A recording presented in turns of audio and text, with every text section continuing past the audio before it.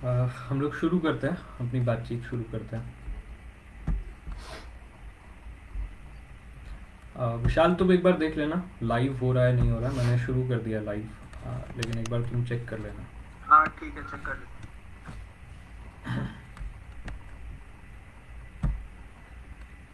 जो पिछली बार हम लोगों ने जितनी बात की थी, हम लोग वहीं से शुरू करेंगे आगे। हम लोगों ने आ, 2 चैप्टर्स कंप्लीट कर लिए थे इस किताब के। मैं बेसिकली प्रेजेंटेशन ही दे रहा हूँ अपनी तरफ से, मैं प्रेजेंटेशन दे रहा हूँ।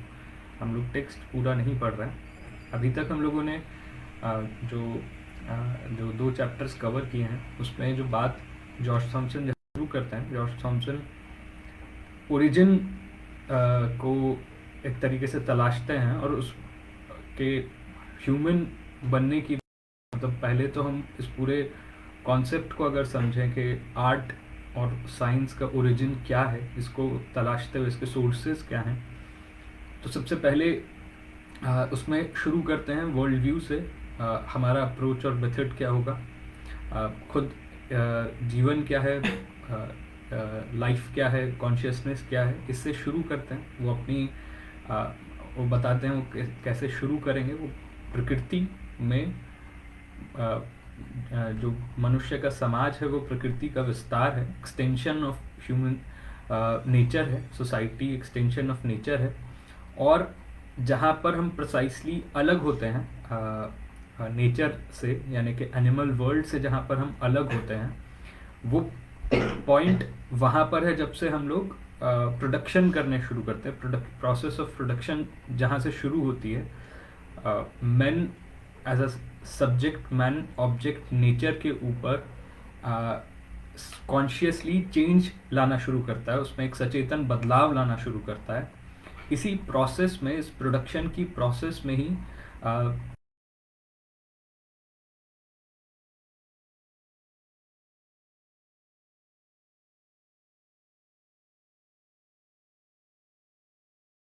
ये वो पहला जिससे आइडेंटिफाई करते हैं, यहाँ से शुरुआत करते हैं जॉर्ज थॉमसन। और इस प्रोडक्शन प्रोसेस में बताते हैं, प्रोडक्शन की प्रोसेस में ही जो जिस जिस जिस जिस जितनी मंजिल होती है उत्पादन की, जैसी मंजिल होती है, मनुष्य जिस मंजिल पे होता है उसी से उसकी उसके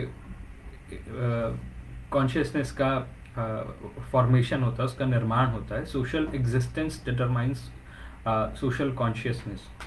लेकिन प्रोडक्शन की प्रोसेस अपने आप में एक डायलेक्टिकल प्रोसेस है, वो अपने आप में कंजम्पशन भी है।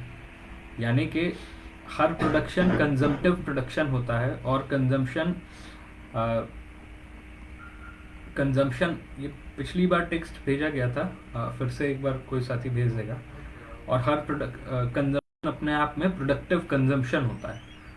प्रोडक्शन की प्रोसेस में न सिर्फ मनुष्य मैन प्रकृति के अंदर बदलाव लाता है, बल्कि प्रकृति भी वापस एक्ट करती है, मनुष्य के अंदर कुछ निश्चित चेंजेस लाती है, उसके अंदर बदलाव लाती है। और इस प्रोसेस में ही चीज़ें, ये जो डायलेक्टिकल इंटरकनेक्शन है, इसमें चीज़ें बदलती हैं। और जो जिस प्रोसेस में हमने बात की थी कि कैसे अलग हमने अलगाया था कि एनिमल वर्ल्ड से मनुष्य अलग है, कि वो मकड़ी के जाले को बनाने वाली मकड़ी, मधुमक्खी छत्ता बनाने वाली मधुमक्खी से मनुष्य अलग इस रूप में है कि वो जो भी जिस प्रोसेस में, लेबर प्रोसेस में, प्रोडक्शन की प्रोसेस में, उसके पास पहले से एक इमेज मौजूद होती है। वो जो कुछ बनाने वाला होता है, चाहे वो ब्रिज बना रहा है, चाहे मकान बना रहा है, चाहे पॉटरी में छोटे से कोई पॉट ही बनाने जा रहा है, कुछ भी कोई छोटा सा इंस्ट्रूमेंट ही चाहे बना रहा है, चाहे वो हैंडेक्स बना रहा है, उसके पास एक इमेज होती है। जिस इमेज का अपने आप में एक यूजेज होगा, उस इमेज को वो अपने सचेतन तौर पर प्रकृति के अंदर, प्रकृति के नियमों को जानकर कुछ बदलाव लाता है और अपने लिए निश्चित कुछ प्रोडक्ट पैदा करता है। इसकी एक इमेज पहले से उसके पास होती है। लेकिन ये जब जिस प्रोसेस में वो गुजरता है, वो प्रोसेस भी उसके ऊपर एक असर डालती है, उसके अंदर एक एक चीज़ पैदा करती है, जिसको दूसरे पे मार्क्स जैसे कहते हैं कि इस पूरी प्रोसेस में ही मनुष्य की सेंसेस भी जागृत हुई हैं, उसके वो बेहतर सुनने समझने की शक्ति, बेहतर म्यूजिक को सुन पाने की शक्ति उसकी जागृत हुई है। इवन जो मनुष्य का हाथ है, वो जो लेबर प्रोसेस में लगने वाला, उसका जो प्रिंसिपल इंस्ट्रूमेंट है, उसका जो ऑर्गन है, वो हैंड है। लेकिन हैंड खुद प्रोडक्ट ऑफ लेबर भी है, वो भी अपने आप में लेबर प्रोसेस से बना है। और इसलिए जो कोई भी प्रोडक्ट होता है, वो जो कंजम्पटिव प्रोडक्ट प्रोसेस है उसकी जो वापस से असर डालती है। इस वजह से एक जो इमेज कोई भी बनाता है मनुष्य, कोई भी प्रोसेस में, प्रोडक्शन की प्रोसेस में लगने से पहले, उसके दो एस्पेक्ट्स हैं। एक उसका कॉग्निटिव एस्पेक्ट है, एक उसका अफेक्टिव एस्पेक्ट है। कॉग्निटिव एस्पेक्ट का ही कुल आगे चलकर और ज़्यादा उसको, वो जब और ज़्यादा उसका क्लासिफिकेशन होते हुए, और ज़्यादा एब्स्ट्रैक्शन की प्रोसेस में होते हुए, वो नेचुरल साइंसेस के रूप में आमतौर पर क्लासिफाई होता है। और अफेक्टिव एस्पेक्ट जो लेबर प्रोसेस के अंदर है, उसी से आर्ट जो है, आर्ट अपने आप में कॉन्स्टिट्यूट होती है। ये प्रोसेस जब मनुष्य जब प्रकृति की प्रोसेस से, प्रकृति से अलग जितना होना शुरू करता है, ये आगे बढ़ती है और वो एक प्रोड्यूसर के तौर पर अधिक से अधिक जितना उत्पादन करना शुरू करता है। पहली बार जो ट्राइबल कॉन्स्टिट्यूशन था, जो ट्राइबल सोसाइटी थी, जिस किस्म से वो रहता था, उसमें जो पैदा होता था वो कंज्यूम होता था। डिस्ट्रीब्यूशन की अपने आप में प्रॉब्लम इन दोनों के बीच में कभी इस तरह से नहीं थी। लेकिन पहली बार जब सरप्लस प्रोडक्शन शुरू होता है, अतिरिक्त पैदा होना शुरू होता है एग्रीकल्चर आने के बाद से, तो सोसाइटी अपने आप में दो हिस्सों में विभाजित होती है। अब ये सरप्लस जो अतिरिक्त पैदा होता है, एक दूसरे से जो एक्सचेंज की प्रोसेस, एक्सचेंज किया जाता है। यहाँ पर पहली बार जो वो प्रोडक्ट पैदा कर रहा था, उसका जो प्रोडक्ट ऑफ लेबर था, वो कमोडिटी का रूप लेता है। उसका एक एस्पेक्ट उसका यूजेज है, चाहे वो कपड़ा हो, चाहे वो हथौड़ा हो, उसका एक तो यूज है।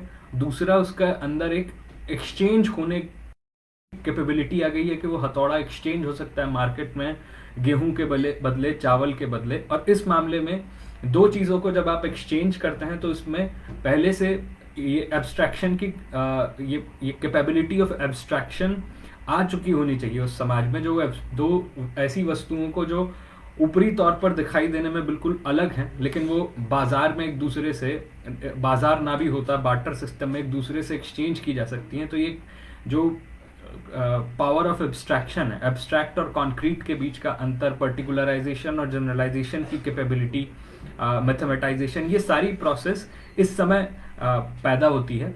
ख़ासतौर पर जब कमोडिटी प्रोडक्शन शुरू होता है, और कमोडिटी प्रोडक्शन के साथ ही एक कमोडिटी का पर्सोनिफिकेशन, और जो अपने आप में मनुष्य है, मनुष्य का रीइफिकेशन, वो अपने आप में उस इमेज को, जिस कमोडिटी का एक तरफ पर्सोनिफिकेशन वो प्रमुख बन जाती है, जो पैदा करने वाला मनुष्य है, वो उस एक फॉल्स कॉन्शियसनेस से, जो उसने प्रोडक्ट पैदा किया, वो उसके कंट्रोल से बाहर चला गया प्रोडक्शन में। वो अब कंट्रोल करता है पूरी तरह से, कितना खपत होनी है, किस तरह से होना है। वो एक फॉल्स कॉन्शियसनेस को पैदा करता है, और यहीं पर पहली बार फिलॉसफी की अलग अलग धाराएं पैदा होती हैं।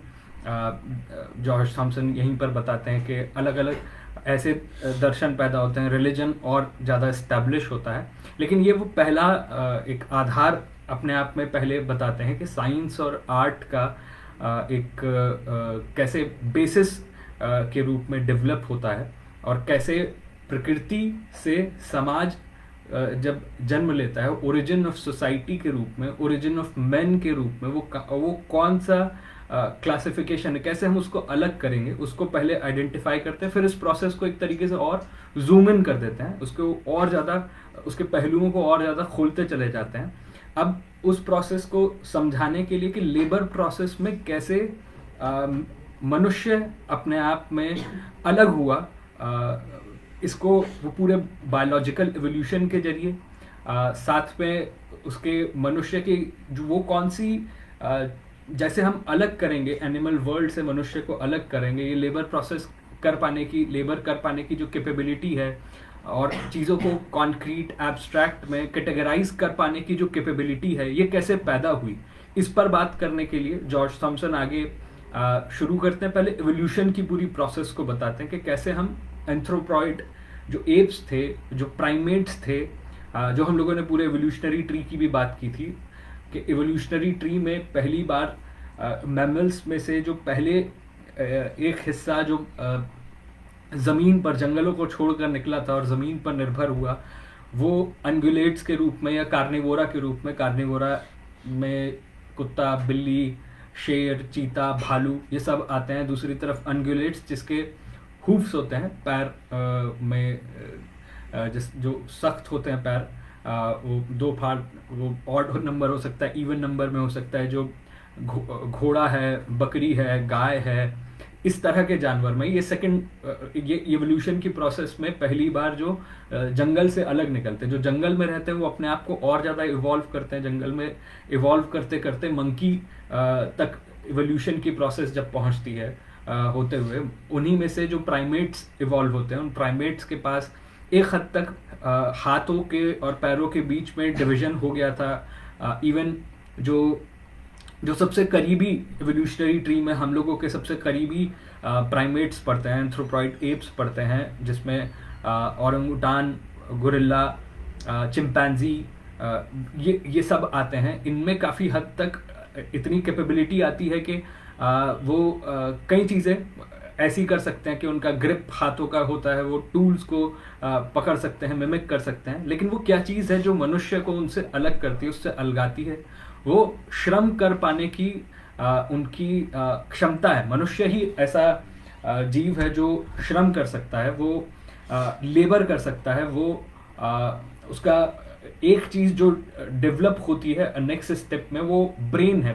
ब्रेन उन सबसे सारे प्राइमेट से आगे इवॉल्व होता है, वो भी प्रिसाइसली लेबर की प्रोसेस से। मनुष्य जब दूसरे राउंड, अब जंगलों को छोड़कर इन प्राइमेट से अलग, जब मनुष्य की जो पहली प्रजाति थी, मनुष्य से पहले जो हम लोगों की जो पुरखे थे, जब वो पहली बार जंगलों को छोड़कर ज़मीन पर निकलते हैं, तो एक प्रोसेस में उनका बाइपेडल मोशन शुरू होता है, खड़े होते हैं, इरेक्ट पोस्चर खड़ा होता है, हाथ आज़ाद होते हैं, हाथों से इस्तेमाल किया जाने लगता है, जो जॉ के ऊपर प्रेशर था वो रिलीव होता है, ब्रेन और डेवलप होना शुरू होता है। हाथों से जब चीज़ों का कोऑर्डिनेशन शुरू होता है, चीज़ों को उठाकर पकड़ना शुरू होता है, तो ये हाथ न्यूरॉन्स और ज़्यादा डेवलप होते हैं, बेहतर इवॉल्व होता चला जाता है। लेबर की प्रोसेस में ही ब्रेन डेवलप हुआ, ये पहला स्टेप है। ये लेबर की प्रोसेस में डेवलप होता है, लेकिन अब इस प्रोसेस को भी जॉर्ज थॉमसन और ज़्यादा एक्सपैंड करते हैं, खोलते हैं कि ये किस तरह से हुआ। इसके लिए उदाहरण लेके आते हैं साइकोलॉजी से। पावलोव के रिफ्लेक्स सिस्टम को बताते हैं, जिस पे हम लोगों ने बात की थी। उसमें अब मैं फिर से विस्तार में नहीं जाऊंगा, मैं बस उसको इशारों में बात करते हुए चलते हैं। तो पहले बताते हैं कि फर्स्ट सिग्नलिंग सिस्टम होता है जो नॉर्मल रिफ्लेक्सेस होते हैं, जैसे किसी रसगुल्ले को देखकर मुंह में पानी आना, या वो किसी इवन एनिमल्स के साथ भी होता है जो अनकंडीशनड रिफ्लेक्स है। वो आपकी सेंसेस नॉर्मली रिस्पॉन्ड उसकी तरफ करती हैं, उसको कंडीशन किया जा सकता है कि वो किसी शब्द को सुनकर, जैसे कुत्तों को खाना देते वक्त अगर बेल हमेशा बजाई जाए, तो वो खाना देने की प्रोसेस से पहले ही जब भी बेल बजेगी तभी वो उनके मुंह में पानी आ सकता है या सलाइवा रिलीज हो सकता है। ये कंडीशन किया जा सकता है उस रिफ्लेक्स को, जो उस प्रोसेस में जो सामने वो देखते हैं उससे उनका रिफ्लेक्स को कंडीशन किया जा सकता है। ये सब मिलाकर फर्स्ट सिग्नलिंग कहलाता है, फर्स्ट सिग्नलिंग सिस्टम कहलाता है। लेकिन मनुष्य इस मामले में इनसे अलग इस रूप में बनता है कि मनुष्य पहली बार सिग्नल ऑफ सिग्नल दे सकता है, यानी कि वो इस एक्ट को भी सिर्फ अपने किसी एक चीज़ को देखकर उसके बारे में, अगर आपको सिर्फ एक इलेक्ट्रिसिटी को देख के एक बच्चे का उदाहरण देते हैं कि बच्चा एक बार बार एक क्यूब को छूता है जिसमें उसको करंट लगता है, तो वो उसका हाथ हटाएगा, ये उसका पहला रिफ्लेक्स है, ये अनकंडीशनड रिफ्लेक्स है। लेकिन अगर दूसरी बार में उसको उस क्यूब का ख्याल भी आए और वो क्यूब का ख्याल शब्द के रूप में, उस क्यूब को मैं क्यूब से बोलूं क्यूब, और क्यूब सुनते ही वो उसको हटा ले, तीसरी बार उसके इमेजिनेशन में वो क्यूब का आते ही हमेशा डर जाता हो, सहम जाता हो, यानी कि वो उस रिफ्लेक्स को, जिस चीज़ से वो उसको सीधे अपना हाथ हटा रहा था, उसको भी एक लेवल पर उसका भी कंसेप्चुअलाइजेशन कर चुका है, जो उसके दिमाग पे उसको कंसेप्चुअलाइजेशन कर चुका है, उससे उसको डर लगता है, उससे उसको करंट के उससे मतलब वो उस रिफ्लेक्स को जिस सिग्नल से उसको डर लगता है, उसका भी उसने एक सिग्नल डेवलप कर लेता है। ये सेकंड सिग्नलिंग सिस्टम कहलाता है। ये सिर्फ मनुष्य के पास होता है। और ये प्रोसेस में अपने आप में, जो हम लोगों ने पिछली बार और विस्तार से बात की थी, कैसे ये अपने आप में कैसे सेंसेशन के जरिए कॉन्शियसनेस का अपने आप में जो सारा हमारा नॉलेज है वो इसी के जरिए बनता है, सेंसेशंस के जरिए डेवलप होता है इस प्रोसेस में। लेकिन ये जो फर्स्ट सिग्नलिंग सिस्टम और सेकंड सिग्नलिंग सिस्टम इस रूप में काम आता है कि कोई भी जो जानवर है, कोई भी एनिमल है, इवन जो प्राइमेट्स हैं, जो इवन औरंगुटान है, उसकी आप कई वीडियोस ऐसे देख सकते हैं जो कि उसके सामने अगर आप आरी लें और आरी से एक्स से लकड़ी काटे तो वो भी उस प्रोसेस को रिपीट करने लग जाता है।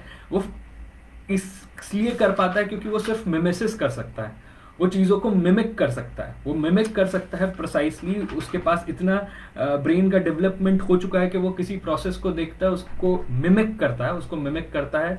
ये सारे प्राइमेट्स करते हैं, मिमिक करने के एक्ट होता है, लेकिन उस मिमिक करने की प्रोसेस से उसका वो जनरलाइजेशन नहीं कर सकते, उससे वो सीख नहीं सकते कि उसका मतलब क्या है। जैसे वो लकड़ी काट सकता है, आरी से लेकर उसको रिपीट कर सकता है, मिमिक कर सकता है, लेकिन आरी से लकड़ी काट कर वो टेबल नहीं बना सकता, वो ऐसे आकार नहीं दे सकता जो उसके लिए यूजफुल हो, वो उसको टूल का रूप नहीं दे सकता है, वो सिर्फ मनुष्य कर सकता है। और इसी प्रोसेस को जोड़ते हुए जॉर्ज थॉमसन बताते हैं कि ये पूरी प्रोसेस में मिमिक कर पाने की क्षमता तो जानवरों के अंदर होती है, लेकिन जो सेकेंड सिग्नलिंग सिस्टम की वजह से मिमिक करने की प्रोसेस से एक कदम मनुष्य आगे बढ़ जाता है, इस सारी चीज में बढ़ जाता है कि मनुष्य कोऑपरेट कर सकता है। मनुष्य ही एकमात्र वो प्राणी है जो एक दूसरे से कोऑपरेट कर सकता है। और ये कोऑपरेशन की प्रोसेस में ही एक दूसरे से लेबर की प्रोसेस में जो वो कोऑपरेट करता है, साथ में मिलकर करता है, यही वो चीज़ उसके ब्रेन को और ज़्यादा डेवलप करती है। ये इस वजह से भी पैदा हो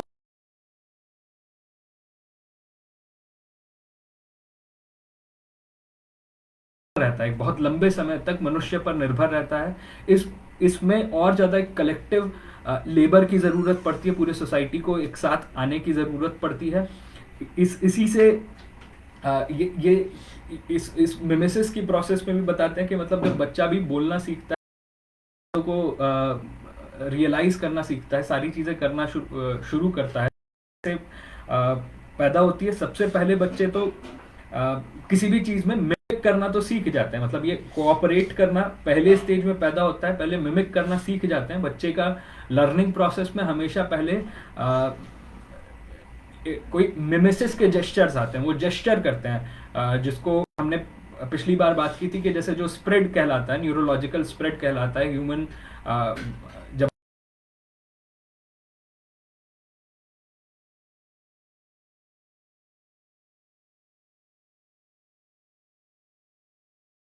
उसके हाथ के जेस्चर्स आते हैं।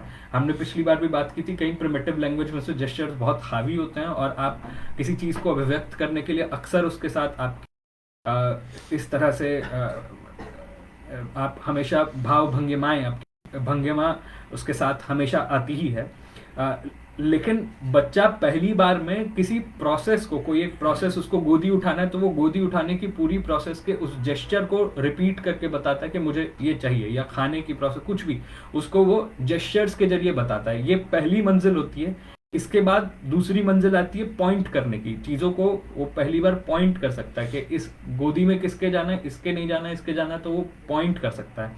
प्राइमेट्स रेयरली इसका यूज़ करते हैं, बहुत कम यूज़ करते हैं, और वो भी लर्न कर सकते हैं। अगर ह्यूमन इंटरेक्शन हो तो पॉइंटिंग करना सीख जाते हैं एक दो, लेकिन नेचुरली प्राइमेट्स कोई पॉइंटिंग नहीं करते हैं।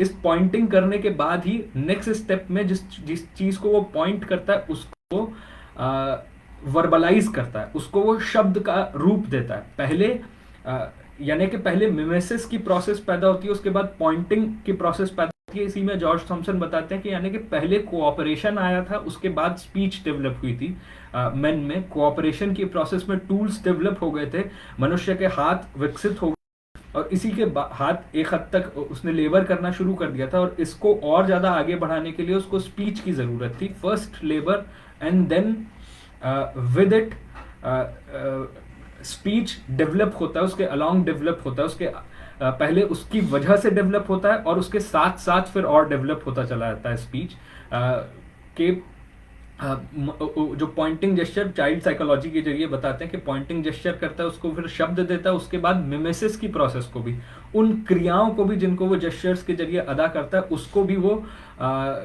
वर्बलाइज करना शुरू करता है, वोकलाइज करना शुरू करता है, उनको शब्दों का रूप देना शुरू करता है बच्चा।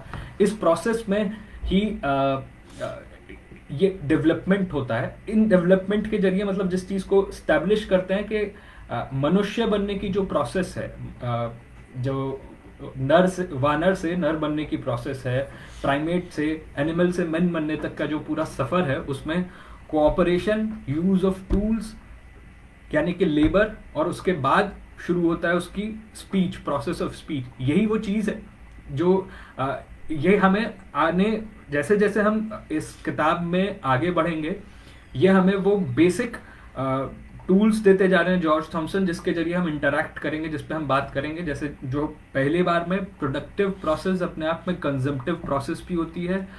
इस वजह से ही इन दोनों ये अपोजिंग टेंडेंसीज की वजह से ही, इस लेबर प्रोसेस की टेंडेंसीज की वजह से ही मनुष्य खुद भी बदलता है और वो प्रकृति को भी बदलता है। सब्जेक्ट मैन ऑब्जेक्ट नेचर को बदलता है। जो subject man object as an object, जो नेचर उसका ऑब्जेक्ट है जिस पर वो ऑपरेट करता है, वो भी वापस से उसके ऊपर रिएक्ट करता है, वो उसको बदलता है। मनुष्य तो बदलता ही है, प्रकृति को बदलता ही है, लेकिन अपनी मर्जी से नहीं बदलता, प्रकृति की निश्चित नियमों के अनुसार उसको बदलता है, दिए गए अपने इंस्ट्रूमेंट्स ऑफ लेबर के लेवल के अनुसार बदलता है, अपनी भी चेतना के अनुसार बदलता है। लेकिन ये एक प्रोसेस एक दूसरे के ऊपर लगातार प्रभाव डालते हुए डेवलप करती है, और इसी प्रोसेस में उसके आर्ट और साइंस भी डेवलप होते हैं, जो उसी लेबर प्रोसेस से जो उसका नॉलेज डेवलप होता है। उसके दो एस्पेक्ट्स की बात करते हैं जॉर्ज थॉमसन, उसका कॉग्निटिव एस्पेक्ट, उसका अफेक्टिव एस्पेक्ट, और इस प्रोसेस ये कैसे डेवलप हुआ, इसका फिर अगले उसमें एवोल्यूशन की प्रोसेस के जरिए पूरा कैसे रिफ्लेक्स कैसे काम करते हैं, न्यूरोलॉजिकल रिफ्लेक्स कैसे काम करते हैं, साइकोलॉजिकल प्रोसेस कैसे होती है बच्चों के अंदर प्राइमेट से डेवलप करते हुए, ये बताते हैं कि कैसे कैसे ये मनुष्य के बनने की प्रोसेस में जो मनुष्य प्राइमेट से मनुष्य बना है, उस प्रोसेस का चीज़ें भी हमें इवन चाइल्ड साइकोलॉजी में दिखाई देती हैं। बच्चा किस तरह से लर्न करता है वो उसमें भी देखी जा सकती है। ये दो जो चीज़ें हैं, एक तरफ चीज़ों को वर्बलाइज करना, अपने एक्शंस को वर्बलाइज करना, और जो एक्शंस को वो वर्बलाइज कर रहा है और वर्बल जिसको वर्बलाइज कर रहा है कॉन्सेप्ट्स को, उसको फिर एक्शन में उतारना, ये प्रोसेस भी दो वे चलती है आगे। इसी के बाद अब हम लोग आएंगे जिस पे हम लोगों ने बात की थी कि अगले हिस्से में हम लोग पहुंचेंगे, जिसको हम लोगों को अभी आज कवर करना है। हम लोग 2 चैप्टर्स कोशिश करेंगे आज भी हम लोग कवर कर लें। तीसरा चैप्टर शुरू होता है स्पीच एंड सॉन्ग। एक बार भाष्य, स्पीच मनुष्य का विकसित हो गया है, हम लोगों ने उसके आधार तक बात कर ली है, कैसे वो विकसित हुआ। अब हम उससे आगे बातचीत करेंगे कि कैसे मनुष्य का जो बोल पाने की, उसकी स्पीच की जो कैपेबिलिटी है, वो तो हम लोगों ने बात कर ली पिछली बार, और हम लोगों ने डिटेल में बात की थी कि कैसे उसका जो पूरा लैरिंक्स है, उसका जो वोकल ऑर्गन है, वो कितना कॉम्प्लेक्स है। होठों से लेकर जो पूरा सिस्टम है, वो एक चिंपैंजी भी बहुत तरह के एक्सप्रेशन देता है, बहुत तरह की ग्रंट्स निकालता है, गुस्से में, खेलने के मूड में, बहुत सारे तरह में जानवर अलग अलग तरह की आवाज़ें निकाल सकते हैं। इवन ऐसे पेट एनिमल्स भी बहुत किस्म की आवाज़ें निकाल सकते हैं, तोते से लेकर कुत्ता तक बहुत तरह की आवाज़ें निकाल सकता है। लेकिन मनुष्य के पास जितना कॉम्प्लेक्स स्पीच का सिस्टम है वो किसी के पास नहीं है। और स्पीच का ऑर्गेनिक यूनिट, जो उसका ऑर्गेनिक सेल है, जो उसका बेसिक सेल है, उसका जो सबसे उसको कनेक्ट करते हुए भाषा को बनाता है, उसका वो अब एक सेंटेंस होता है। सेंटेंस का स्ट्रक्चर कैसे बनता है, उस सेंटेंस के स्ट्रक्चर से जॉर्ज थॉमसन बात शुरू करते हैं कि किसी भी सेंटेंस को आप देखेंगे, किसी भी वाक्य को आप देखेंगे, उस वाक्य में ये तय हम करते हैं, उस वाक्य में किसी भी वाक्य की संरचना हम व्याकरण के नियमों से करते हैं, ग्रामर के रूल्स से करते हैं कि वाक्य की संरचना किस तरह से की जानी है। कोई भी बच्चा पहली बार जब बोलना सीखता है तो वो ग्रामर के रूल्स नहीं जानता है, लेकिन वो इमिटेशन के जरिए लोगों के साथ करते हुए बिना रूल्स को जाने हुए वो बोलना शुरू कर देता है। वो कैसे नाउन को और वर्ब को इस्तेमाल करना शुरू कर देता है, इस प्रोसेस को शुरू कर देता है। अब उसी को एक सेंटेंस को जॉर्ज थॉमसन लेते हैं, उसके एक ऑर्गेनिक यूनिट को लेते हैं। पहले कैसे स्पीच के पूरे जो उसका कैसे स्पीच को आप समझ सकते हैं उस प्रोसेस से, जिससे वो डेवलप हुआ, जिससे पैदा हुआ, उसको और खोलते हुए चले जाते हैं। उसके इसलिए शुरू करते हैं उस पूरे भाषा के को अगर हमें समझना है तो हम लोगों को ये समझना होगा कि कैसे उसके स्पीच में भी इसका अपने आप में चीज़ दिखाई देती है लेबर प्रोसेस से। और यहाँ पर दो हिस्से में बात करेंगे स्पीच एंड सॉन्ग में, कि कैसे म्यूज़िक और जो स्पीच है वो भी लेबर प्रोसेस में कैसे पैदा हुआ, इस पर जॉर्ज थॉमसन बात करते हैं। तो यहीं से शुरू करते हैं कि एक सेंटेंस, एक वाक्य जो अपने आप में स्पीच का, आर्टिकुलेट स्पीच का बेसिक सबसे ऑर्गेनिक सेल है, उसकी जो सबसे छोटा यूनिट है, उसका अगर हम उसके ऊपर और उसकी जांच पड़ताल करें, उसको हिस्से हिस्से में काट कर छांट कर देखें, तो हमको और पता चल सकता है कि कैसे इसका उद्भव कैसे हुआ। इसको भी दो हिस्से में बांटेंगे, इसका कॉग्निटिव एस्पेक्ट और इसका इफेक्टिव एस्पेक्ट में। यानी कि स्पीच का जो स्पीच से जो भाषा के रूप में, लैंग्वेज के रूप में, और म्यूजिक के रूप में, लैंग्वेज अपने आप में उसका कॉग्निटिव एस्पेक्ट में जाता है, म्यूजिक उसका अपने आप में अफेक्टिव एस्पेक्ट के रूप में जाता है। किसी भी ग्रामेटिकल स्ट्रक्चर में आमतौर पर जो मेन कॉन्स्टिट्यूट करते हैं वो नाउन और वर्ब कॉन्स्टिट्यूट करता है। नाउन और वर्ब यानी कि हिंदी में जैसे हम कहते हैं संज्ञा और क्रिया, और भाषाओं के साथी भी हो सकते हैं। मैं और भाषाओं में इतना मतलब मुझे नहीं पता कि और भाषा में क्या करते हैं, लेकिन अंग्रेजी में जैसे हम नाउन या वर्ब कहते हैं, जिसका जॉर्ज थॉमसन बताते हैं चाइनीज लैंग्वेज से और उदाहरण देते हैं। उससे बताते हैं कि जैसे नाउन के लिए उसमें चलता है नेम वर्ड, और जो वर्ब है उसके लिए चलता है मूव वर्ड। इसमें अपने आप में और आमतौर पर चीज़ आ जाती है। नाउन में इसमें दोनों ही सब्सटेंसिव और एडजेक्टिव दोनों ही इस्तेमाल हो जाता है नेम वर्ड में किसी भी चीज़ को एक्सप्रेस करने के लिए। अब तीन तरह के स्ट्रक्चर बताते हैं कि तीन बेसिक टाइप्स होते हैं किसी भी सिंपल सेंटेंस के। अभी हम कॉम्प्लेक्स नहीं, एक उदाहरण से सिंपल सेंटेंस का उदाहरण लेते हैं, बताते हैं कि इस सेंटेंस के तीन तरह के स्ट्रक्चर होते हैं। पहला, ग्रास इज ग्रीन। अब ग्रास इज ग्रीन में टाइप 1 में बताते हैं कि ग्रास और ग्रीन अपने आप में दोनों नेम वर्ड हैं, दोनों नाउन्स हैं।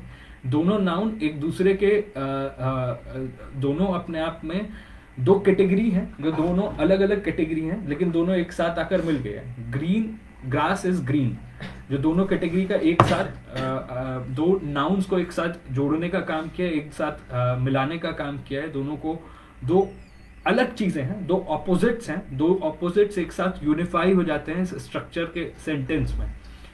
Grass is green. सेकंड जो टाइप है, मतलब ऐसे कई तरह के टाइप स्ट्रक्चर हो सकते हैं। जो सेकंड टाइप है वो टाइप है शीप ईट।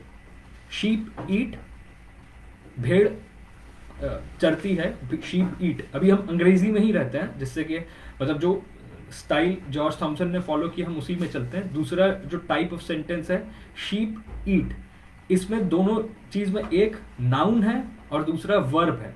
इसमें जो एजेंट है और जो एजेंट का एक्शन है, शीप एजेंट है और उसका एक्शन जो उसका वर्ब है, ईट, शीप ईट, ये दूसरे तरह का सेंटेंस है। पहला ग्रास इज ग्रीन, और जॉर्ज थॉमसन कहते हैं इज जो कॉपुला है ये प्रिमिटिव लैंग्वेज में इज का इस्तेमाल ही नहीं होता था। आमतौर पर ग्रास ग्रीन बोलने से ही सेंटेंस अपने आप में पूरा हो जाता था। दो नाउन्स को कनेक्ट करना, दो अलग क्वालिटीज को एक साथ यूनिफाई कर देता है सेंटेंस, वो एक साथ जोड़ने का काम करता है मनुष्य के कॉन्सेप्ट में। दूसरे में एजेंट क्या एक्शन कर रहा है उसको एक साथ मिलाया जाता है, वो एक साथ आके खड़ा होता है। और तीसरे में जो है वो बताते हैं शीप ईट ग्रास। इसमें एजेंट भी है, उसका एक्शन भी है, और जिस चीज पर एक्शन हो रहा है वो भी इसमें शामिल है। शीप ईट ग्रास, ये तीसरे टाइप का स्ट्रक्चर है। इसमें इसमें अपने आप में वो ऑब्जेक्ट ऑफ एक्शन भी है, जिस पर के जो एजेंट एक्ट कर रहा है वो ऑब्जेक्ट भी इसके अंदर आता है। और ये बताते हैं कि सारी भाषाओं में ये 3 बेसिक स्ट्रक्चर टाइप हैं, जो कि आगे जाके इवॉल्व होकर कॉम्प्लेक्स स्ट्रक्चर्स बनाते हैं, और ज़्यादा कॉम्प्लेक्सिटीज जितनी भी भाषा में डेवलप होती है इन्हीं 3 उससे आती है, इसी पूरे इसके जनरलाइजेशन से आती है। और भाषा में आम तौर पर ये अपने आप में किससे जुड़ा हुआ है, ये सारी चीज़ें जुड़ी हुई हैं। जो ग्रामर जब अपने आप में, जैसे ग्रामर जहाँ से चीज़ों को जोड़ती है, ये एग्जैक्टली किससे जुड़ती है, जैसे इसी से कि वास्तव में प्रकृति में जो चीज़ें हो रही थी एक दूसरे से जोड़ते हुए, मनुष्य ने उसको देखा सामने को, जैसे देखा कोई नेम वर्ड जिसको हम आइडेंटिफाई किया, उसके एक्शन को आइडेंटिफाई किया, उसी के जरिए, उसके कॉग्निशन के जरिए ही रूल्स ऑफ ग्रामर डेवलप हुए। लेकिन जैसे जैसे मनुष्य का समाज आगे बढ़ता गया और ग्रामर और ज़्यादा फॉर्मलाइज होती चली गई, ऐसे कई वर्ड्स पैदा हुए, ऐसे कई वर्ब अपने आप में, जैसे ही रेस्ट्स इन पीस, या ही इसमें ही रेस्ट इन पीस का वो कहते हैं कि इसमें रेस्ट का इस्तेमाल भी, वैसे स्ट्रक्चर 3 के टाइप है, टाइप 3 के टाइप है, रेस्ट अपने आप में एक वर्ब की तरह से प्रयोग हुआ है। He rests in peace, he rests in peace, मतलब ये अपने आप में टाइप 3 के तौर पर है। और रेस्ट भी, जो अपने आप में असल में क्रिया नहीं है, रेस्ट तो अपने आप में अपोजिंग ऑफ मोशन है, लेकिन ये कहते हैं कि असल में ये रेस्ट इसीलिए पैदा हुआ है कि to resist is to, rest अपने आप में एक प्रोसेस के रूप में डिफाइन होती थी पहले। To resist motion is rest, किसी पे डिपेंड करना, टू हैंग ऑन, कोई ना कोई उसके अंदर उसका जो एक्सप्रेशन है वो अपने आप में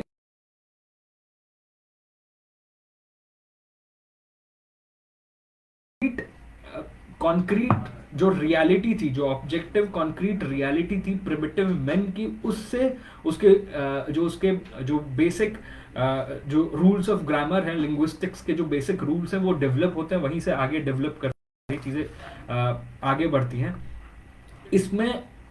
और मतलब आप इस पूरे, इसके लिए जॉर्ज थॉमसन बताते हैं ये पूरा जो इसका स्ट्रक्चर है, जो खासतौर पर टाइप 3 है भाषा में, जो टाइप 3 का स्ट्रक्चर है, ये किससे मिलता है, ये लेबर प्रोसेस से मिलता है। लेबर प्रोसेस जो है, लेबर प्रोसेस के भी 3 हिस्से होते हैं। जब हमने शुरुआत में बात की थी कि object, subject man, object nature, इसको और ज़्यादा अगर पूरी इस प्रोसेस को खोलें तो जॉर्ज थॉमसन बताते हैं कि कार्ल मार्क्स बताते हैं इसके बारे में, लेबर प्रोसेस को एक्सप्लेन करते हुए बताते हैं कि man as a subject acts on nature object through his instruments of labor। इसमें 3 पार्ट हैं। जो प्रकृति है, जिसके ऊपर जो ऑब्जेक्ट नेचर है, वो अपने आप में जमीन हो सकती है। उस जमीन के ऊपर मनुष्य जो काम करता है, जो काम करने वाला मनुष्य अपने इंस्ट्रूमेंट ऑफ लेबर के जरिए वो हल चला सकता है, उस पर कुछ भी कर सकता है। यही जो टाइप 3 सेंटेंस का स्ट्रक्चर था, उसी से ये डिराइव होता है, ये उसी से चलता है कि मनुष्य एक्ट करता है object, subject man, object nature पर अपने इंस्ट्रूमेंट्स ऑफ लेबर के जरिए ऑपरेट करता है।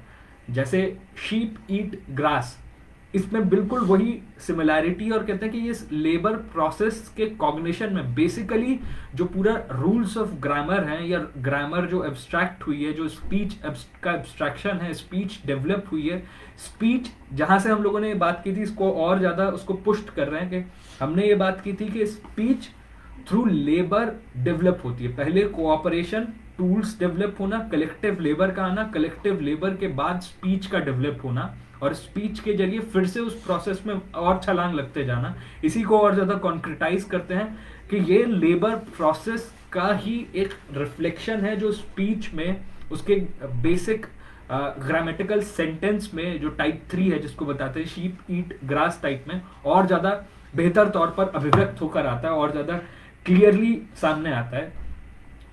इसको इस रूप में समझा जा सकता है, इसको और उदाहरणों से समझाते हैं कि मनुष्य जो काम करता है, जैसे जो उसकी प्रोसेस है, जैसे कोई एक ब्लैकस्मिथ है, एक लोहार है, वो एक किसी हथौड़े को आकार देता है। जो हथौड़ा है वो फाइनली उसका जो आकार में जिसमें भी वो आता है, वो मनुष्य की जो वो प्रोसेस है उसका कल्मिनेशन उस हथौड़े के रूप में होता है। वो अपने आप में जो उसका इन टोटलिटी वो तब्दील होकर उसमें फाइनली उसके अंदर कन्वर्ट हो जाता है, उस सारी चीज़ों के अंदर कन्वर्ट हो जाता है। इसी तरीके से मनुष्य, जैसे मनुष्य और उसके प्रकृति के बीच में इंस्ट्रूमेंट्स ऑफ लेबर होते हैं, वैसे ही खुद अपने आप में, क्योंकि स्पीच भी तमाम लेबरर्स के बीच में एक दूसरे से कोऑर्डिनेट करने का मीडियम था, वो उसको खुद को एक्सप्रेस करने का मीडियम भी था उसके और साथ में वो एक लेबर और दूसरे लेबर के बीच में वैसे ही ऑपरेट एक्ट करता था जैसे कि वो एक इंस्ट्रूमेंट ऑफ लेबर ऑब्जेक्ट और सब्जेक्ट के बीच में एक्ट करता है। इसमें ही इस पूरे प्रोडक्शन की प्रोसेस में मनुष्य का स्पीच जैसे डेवलप हुआ, उसका जो ग्रामेटिकल सेंटेंस है, उसके जो 3 टर्म्स हैं, जो जो हमने टाइप 3 की बात की थी, वो जिसमें कि हमेशा एक जो 3rd टर्म है वो 1st और 2nd के बीच में एक मीडिएशन का एक्ट करता है, वो अपने आप में बिल्कुल उसके पैरेलल है। सब्जेक्ट मैन ऑब्जेक्ट नेचर के ऊपर अपने इंस्ट्रूमेंट्स के जरिए काम करता है। जैसे शीप ईट, जो प्रोसेस है, प्रोसेस ऑफ ईट ग्रास, ये हमेशा इसमें इसी स्ट्रक्चर में ग्रामर के अंदर सारे इसमें ही चीजें मिलेगी।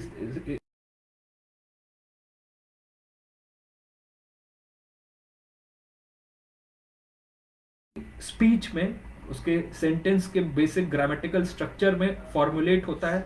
तो दूसरी तरफ अब सॉन्ग स्ट्रक्चर पे जाते हैं कि सॉन्ग का बेसिक स्ट्रक्चर्स क्या होते हैं, उस पर बात करते हैं।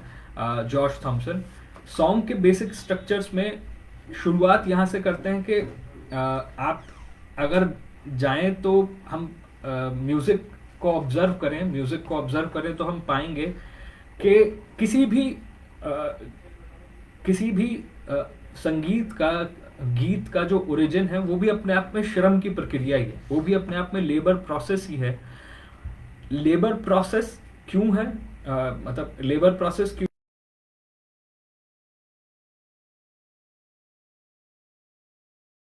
भाषा है पूरी, वो मनुष्य की भाषा अपने आप में किससे डेवलप हुई है, उसने प्रकृति की आवाज़ों को ही अपने आप आवाज़ों में यूज किया है।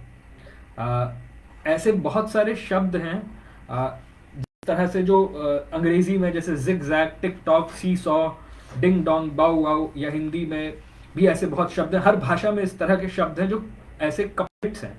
वो कपलेट्स अपने आप में असल में प्रकृति की आवाज़ों को, जो उसकी धुन है, उसकी जो आवाज़ है, उसको कॉपी करते हुए ऐसे शब्द बहुत सारे मिलते हैं। ये एक उदाहरण वो जो सिद्ध करता है, और बल्कि बहुत सारे हर आप शब्द देखेंगे तो आपको मिल जाएंगे बहुत सारे प्रकृति की आवाज़ों या उसको अभिव्यक्त करते हुए, झर झर झर से झरना, या सारी चीज़ें। यानी कि मनुष्य जो प्रकृति की साउंड को इमिटेट करते हुए अपनी स्पीच को उसने डेवलप किया, उसका जो बेसिक एब्जॉर्ब किया उसने, वहां से एब्जॉर्ब किया, उसके इस प्रकृति की उससे एब्जॉर्ब किया। ये तो उसके बेसिक, उसके कॉन्स्टिट्यूएंट्स, उसके जो उसके साउंड्स हैं या उसके जो स्पीच के जो बेसिक वर्ड्स हैं, उन वर्ड्स का क्या कहें, वर्ड्स किससे बनते हैं, वर्ड किन चीज़ों से बने हैं, इससे बने हुए हैं। लेकिन उसको, उनका स्ट्रक्चर क्या है, वो स्ट्रक्चर किस रूप में लेते हैं। जैसे हमने ग्रामर के ऊपर बात की, वैसे म्यूजिकल सेंटेंस या एक सॉन्ग सेंटेंस अगर हो तो उसका स्ट्रक्चर कैसे डेवलप होता है। तो ये बताते हैं कि सॉन्ग का जो पूरा स्ट्रक्चर है, म्यूजिक का जो स्ट्रक्चर है, म्यूजिक के स्ट्रक्चर में पहले हमें यहाँ से शुरू करना चाहिए। ज़्यादा सारे गीत का जो उद्भव है, संगीत का जो उद्भव है, वो श्रम की प्रक्रिया से हुआ है। और श्रम की प्रक्रिया में अक्सर आप देखेंगे कि मनुष्य जब काम करते हैं, काम करते वक्त जो कलेक्टिव लेबर है उसमें एक दूसरे के साथ सिंक्रोनाइज करने के लिए, कलेक्टिव लेबर में एक साथ जोर लगाने के लिए, एक साथ मनुष्य के ह्यूमन हैंड्स को कोऑर्डिनेट करने के लिए सबसे पहले उसमें एक जो भी ऐसे मतलब मनुष्य जब मेहनत करता है तो उस तरह पे आवाज़ एक हमेशा निकलती है, एक जिसको रिफ्रेन वो कहते हैं, जो लेबर क्राई है, वो लेबर क्राई है बेसिकली, कि मतलब जो भारी सामान उठाते हुए आवाज लोग लगाते हैं, या जोर लगा के हई सा, जोर लगा के हई सा, जो इस तरफ मतलब हिंदी पट्टी में मैंने जो सुना है, ऐसे और भी उदाहरण हो सकते हैं, बहुत सारे उदाहरण हो सकते हैं। इस तरह के उदाहरण जॉर्ज थॉमसन देते हैं, ओ अप कहते हैं, जिसमें एक साथ ऊपर उठाना है तो ओ अप करके देते हैं, या वोल्गा के गीत गाने वाले के ओह लिक न्याम, ओह लिक न्याम, उसमें वो जो नाव चलाना है, चप्पू चलाने वाले का, उसका किस तरह से साउंड है। तो वो बताते हैं कि रिफ्रेन में भी अक्सर दो आवाजें होती हैं। एक सबसे पहले उसमें पहला एक जो सिलेबल है वो एक सिग्नल है कि अब शुरू करना है, यहाँ पे शुरू करना है, और जो आगे जो वापस में जिसमें एक खींचा जाता है, जिसमें एक्सर्शन होता है, वो दूसरे हिस्से में उसके आता है। ये दो में बटा रहता है, कई बार तीन हिस्से में भी बटा रहता है। ये जो दो में बटा रहता है, इसी के साथ साथ जो काम किया जाता है, साथ में मिलकर काम किया जाता है, इसमें दो चीजें जॉर्ज थॉमसन बताते हैं कि एक तो हो गया लेबर क्राई, जिसको उन्होंने बोला रिफ्रेन, जो साउंड जो मेहनत करने में एक दूसरे से कोऑर्डिनेट करते हैं, चाहे एक व्यक्ति करे, जब वो मेहनत करेगा तो उसके एक रिफ्लेक्स के तौर पर वोकल रिफ्रेन पैदा होता है, वोकल ऑर्गन्स के साथ वो आवाज जो निकलती है, उसको ही मनुष्य और ज्यादा कोऑर्डिनेट करने के लिए इस्तेमाल करता है, उसका कॉन्शियसली प्रयोग करता है। इसी से ही सारे लेबर सॉन्ग्स निकले हैं। इन लेबर सॉन्ग्स में फिर आते हुए मनुष्य का अपने इसमें दो एस्पेक्ट बताते हैं। एक है इम्प्रोवाइजेशन, जो दो रिफ्रेन के बीच में फिलर्स होते हैं। रिफ्रेन के बीच में जो रिफ्रेन जब जब जोर लगा के हाई सा, और उसके बीच में जब जोर लगा तब वो हुआ, लेकिन उसके बीच में भी मनुष्य उसको इम्प्रोवाइज करते हुए उसके बीच में कुछ चीज भर देता है, डेवलप कर देता है, उसमें उसका सब्जेक्टिव एटीट्यूड आ सकता है, उसके सब्जेक्टिव एटीट्यूड आ सकता है। उसके कई उदाहरण देते हैं जॉर्ज थॉमसन के मजदूर काम करते हुए। उसका एक उदाहरण बताते हैं, साउथ अफ्रीका के स्टोन ब्रेकर्स का सॉन्ग बताते हैं, दे ट्रीट अस बैडली आहा, they are hard on us they drink their coffee and give us none मतलब अब मेरा जो, मैं माफी चाहता हूँ, मेरी जो जैसे मैं गा सकता हूँ जितना उतना मैंने किया, मुझसे कोई बेहतर गा सकता है हर हालत में, लेकिन they treat us badly ये है जिसपे वो पत्थर तोड़ रहे हैं एक साथ, they hard on us they drink their coffee and give us none ये जो म्यूजिकल नोटेशन जो बाद में जितने भी पैदा होते हैं, जितने भी उसके स्ट्रक्चर्स पैदा होते हैं, उसकी टोनालिटी जो पैदा होती है,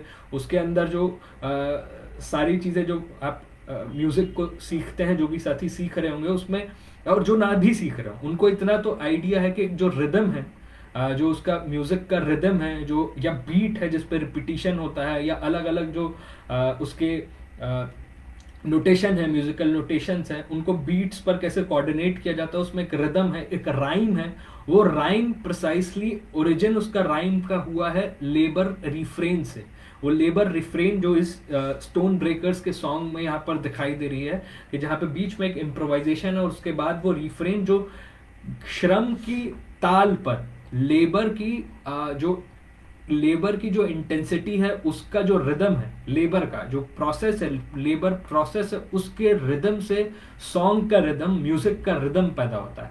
यही जो लेबर क्राई है, जैसे जैसे ये अपने आप में लेबर प्रोसेस से हटता चला गया, जिस तरह से ये अपने आप में हटता चला गया, ये और ज़्यादा एब्स्ट्रैक्ट होता चला जाता है, ये एब्स्ट्रैक्ट अपने आप में दूर होता चला जाता है, और आर्टिकुलेट होते चले जाते हैं। इस रूप में अब रिफ्रेन एक बताते हैं कि जैसे जैसे लेबर प्रोसेस से फ्री होता है, वो एक तरीके से हमेशा ही एक जो संगीत में एक रिपीटिशन होता है, और रिपीटिशन में एक फाइनलिटी होती है, एक जहाँ से शुरू हुआ तो उसके बाद ख़त्म हुआ, जिसको म्यूजिक लैंग्वेज में कैडेंस कहते हैं, इस पर आकर होता है। रैप में भी कैडेंस कहते हैं, जहाँ पर फ्रेज खत्म होता है, उसको रिपीटिशन करते हैं, उसके बाद उसको रिपीट करते हुए एक खास किस्म से जब खत्म किया जाता है, जिसको कैडेंस कहते हैं, उसका फॉर्म ले लेता है अपने आप में जो रिफ्रेन है। और यही चीज आगे डेवलप होते होते वो बताते हैं कि म्यूजिक का जो स्ट्रक्चर है वो डेवलप ही इसी रूप में होता है कि उसकी रिदम, जो भी हम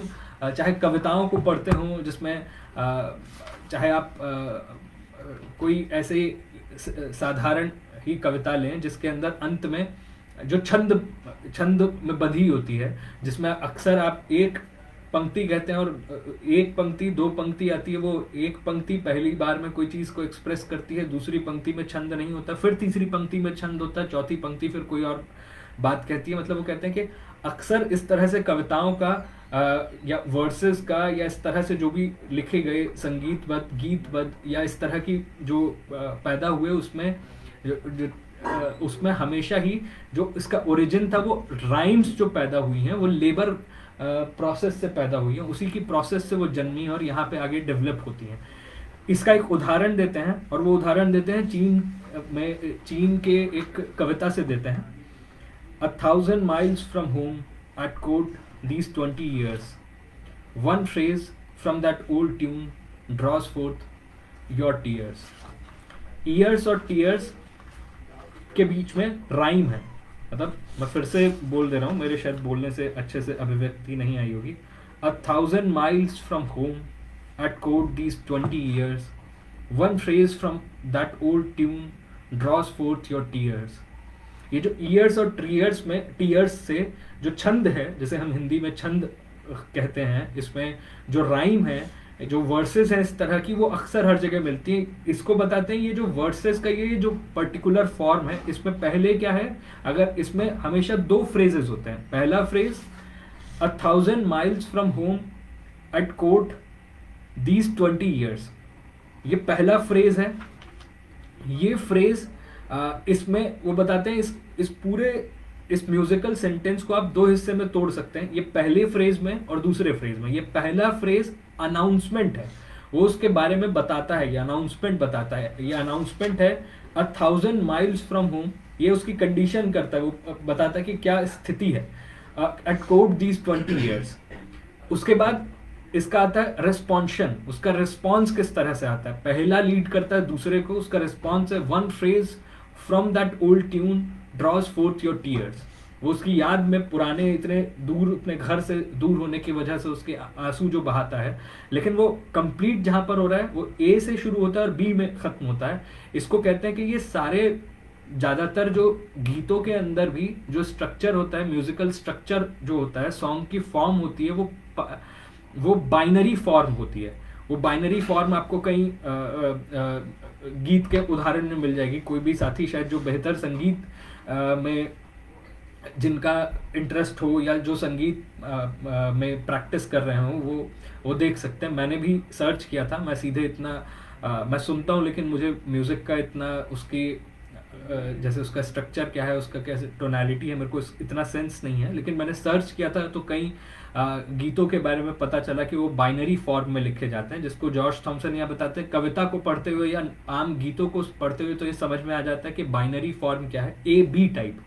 यहाँ पर ए बी टाइप जो पूरा फॉर्म है, या पैरेलल वहीं से है, जैसे आप इसी के पैरेलल ये म्यूजिकल स्ट्रक्चर उसके लेबर प्रोसेस से ही डिराइव हो रहा है।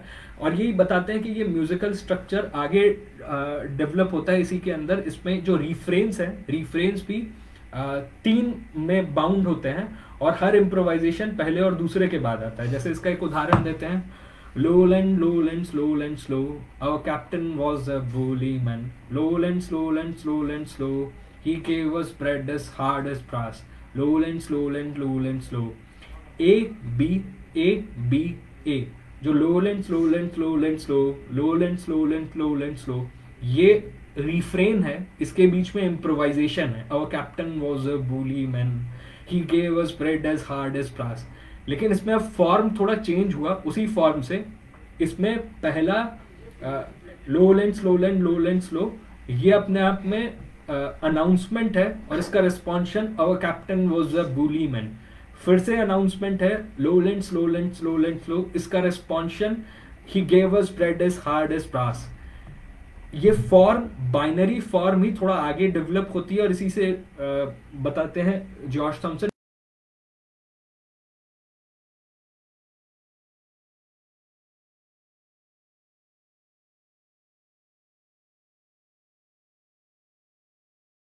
उसके अनाउंसमेंट से रिस्पॉन्शन पे पहुंचते हैं और रिस्पॉन्शन वापस से उस अनाउंसमेंट पे जहां से शुरू किया था वहां पहुंचाता है। लेकिन उस पूरी प्रोसेस में हम जहां तक शुरू करते हैं, जहां पे खत्म करते हैं, वो पहली स्टेज दूसरी स्टेज सरीखी नहीं होती है। ये स्पाइरल डेवलपमेंट सरीखा होता है ए बी ए से। जैसे उसमें एक पहला जो अनाउंसमेंट होता है उसका रिस्पॉन्स आता है और वो दोनों एक दूसरे को कनेक्ट करके जो फाइनली फिर से ए तक पहुंचते हैं। ए में एलिमेंट्स ऑफ बी भी होते हैं या उसके ऊपर वो खड़ा होकर वहां तक पहुंचता है। ये जो ए बी ए या A B A dash type structure है, इसको टर्नरी स्ट्रक्चर कहते हैं म्यूजिक का स्ट्रक्चर। जॉर्ज थॉमसन बताते हैं कि ये दोनों स्ट्रक्चर्स हैं जो आमतौर पर कंपोजिशन में इस्तेमाल होते हैं। इसी के कई और फॉर्म्स और ज़्यादा वेरीड फॉर्म्स इस्तेमाल हो जाते हैं। जितना मैंने देखा चॉपिन का, शॉपेन का, बाख का, बीथोवन के कई जो उनका जो पूरा म्यूजिक है, उनका जो पूरा स्ट्रक्चर्स हैं वो आमतौर पर बाइनरी टर्नरी इन्हीं के इस्तेमाल से उसको और ज़्यादा उनको एक्सपैंड करते चले जाते हैं। ये बहुत प्राइमरी स्ट्रक्चर्स की बात कर रहे हैं जॉर्ज थॉमसन, जिनको जो साथी शायद संगीत में और ज़्यादा रुचि रखते होंगे या उसमें अभ्यस्त होंगे, उनको इसके बारे में शायद और बेहतर पता चल सकता है। लेकिन उसके ओरिजिन पर, जहाँ पर हमारा मेन मुख्य मकसद ये नहीं है कि यहाँ पर हम संगीत के जो ऐसे साथी हों जो शायद संगीत से वाकिफ ना हो, उसके म्यूजिक थ्योरी से वाकिफ ना हो, लेकिन वो संगीत सुनते हों, वो उसको महसूस करते हो, उसके ओरिजिन से बताते हैं जॉर्ज थॉमसन। दोनों ही चीज़ों को जो उन्होंने बताया, जो डेवलप हम लोगों ने किया था कि कैसे लेबर प्रोसेस में पहले कोऑपरेशन के जरिए कलेक्टिव लेबर का आना, लेबर के जरिए स्पीच का डेवलप होना, स्पीच का डेवलप होना वापस से लेबर को और ज़्यादा डेवलप कैसे करता है थ्रू म्यूजिक स्ट्रक्चर। जैसे इसमें भी पूरा आया कि कैसे पहले स्टेज में ग्रामेटिकल जो सेंटेंस है, जो ग्रामेटिकल सेंटेंस के 3 फॉर्म बताए, यानी कि जो स्पीच का, आर्टिकुलेट स्पीच का ऑर्गेनिक यूनिट सेंटेंस, उस सेंटेंस के 3 टाइप बताए। उसके जो तीसरा टाइप जो खास तौर पर शीप ईट ग्रास, जिसमें एक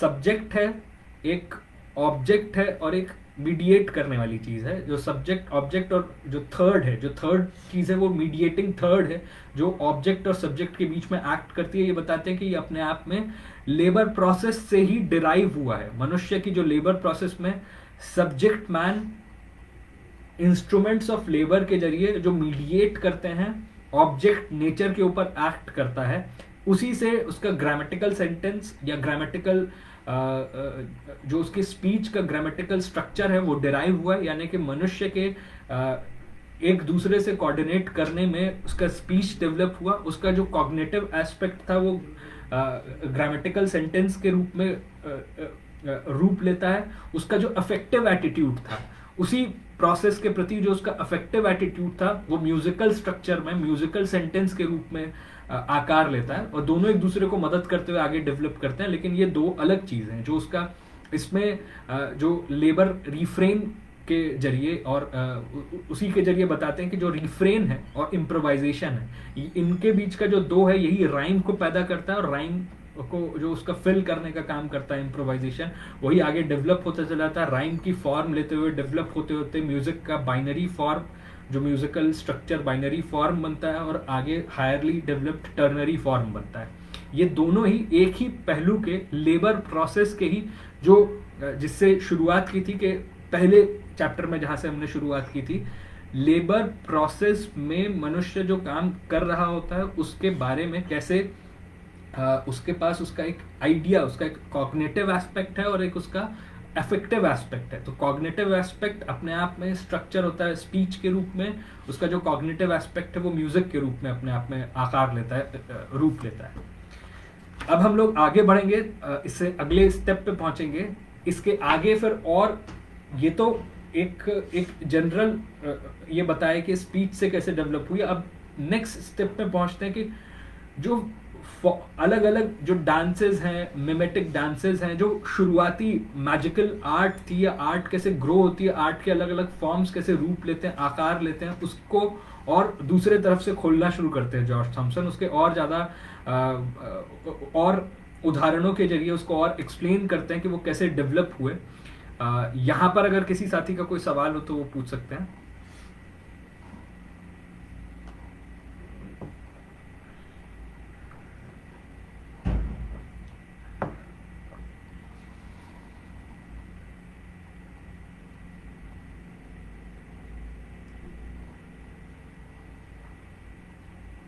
ठीक है, हम आगे बढ़ते हैं फिर।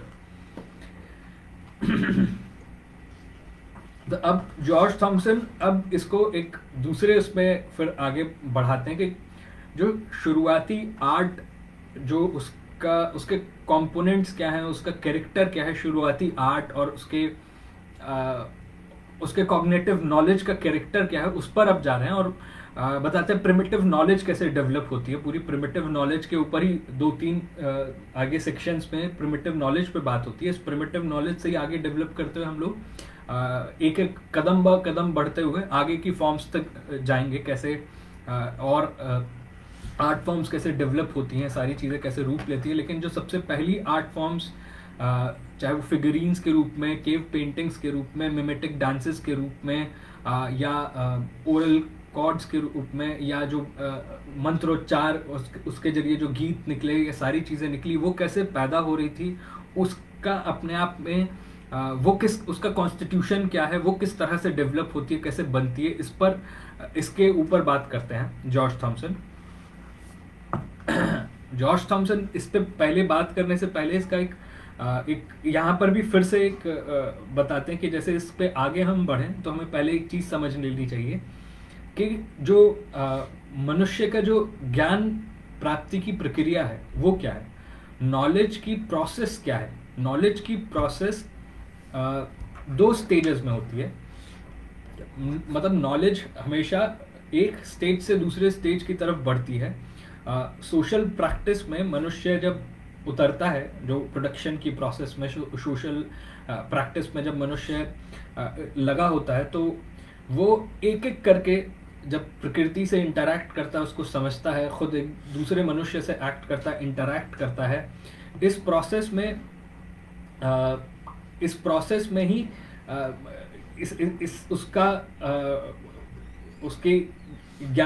उसका ज्ञान पैदा होता है, जिस पे हम लोगों ने पहले भी बात की। यानी कि उसका जो उत्पादन है, प्रोडक्शन है, वो उसका सोर्स ऑफ नॉलेज है। उसका जो सोशली वो एक दूसरे से जो इंगेज करता है, एक दूसरे से चीज़ों को समझता है, सामाजिक तौर पर, सामाजिक बीइंग के तौर पर प्रैक्टिस करता है।